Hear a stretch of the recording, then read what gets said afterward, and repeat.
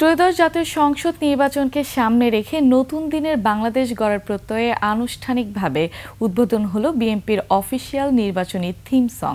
রাজধানী একটি হোটেলে আয়োজন করা হয় এর আনুষ্ঠানিকতা।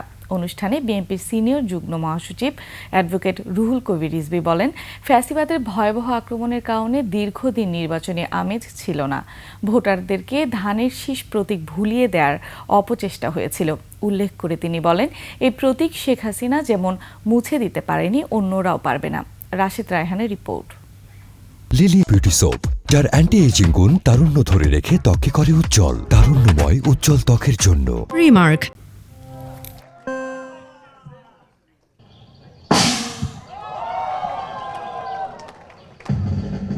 ঘড়ির কাঁটায় রাত 12টা বাজতেই প্রথমবারের মতো বেজে ওঠে বাংলাদেশ জাতীয়তাবাদী দল বিএনপির নির্বাচনী থিম সং। দেশের সংস্কৃতি ও ঐতিহ্যের সম্মিলনে গণতান্ত্রিক অগ্রযাত্রা ও জনগণের আকাঙ্ক্ষা নিয়ে ধানের শীষ ঘিরে বার্তা ধরা দেয় এই গানে।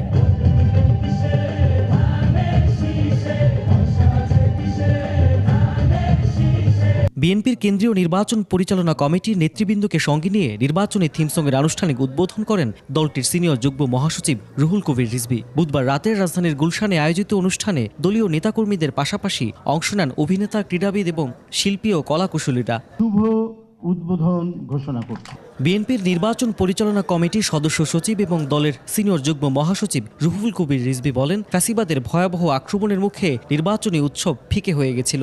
এবার ভোটের মাধ্যমে সেই আমেজ ফিরে আসবে। অনেকদিন একটা নীরব স্তব্ধতার মধ্যে দিয়ে দেশ গেছে।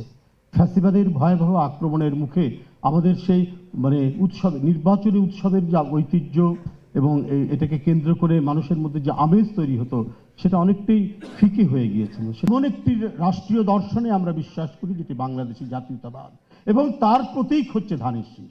এই প্রতীক শেখ হাসিনা যেমন মুছে দিতে পারেনি, আর কেউ মুছে দিতে পারবে না। নতুন এই থিম সং তারেক রহমান ও বিএনপির দেশ বিনির্মাণের প্রতিশ্রুতির ধ্বনি সংশ্লিষ্ট রয়েছে এই ধানের। রাশেদ রায়হান, 21 টেলিভিশন, ঢাকা।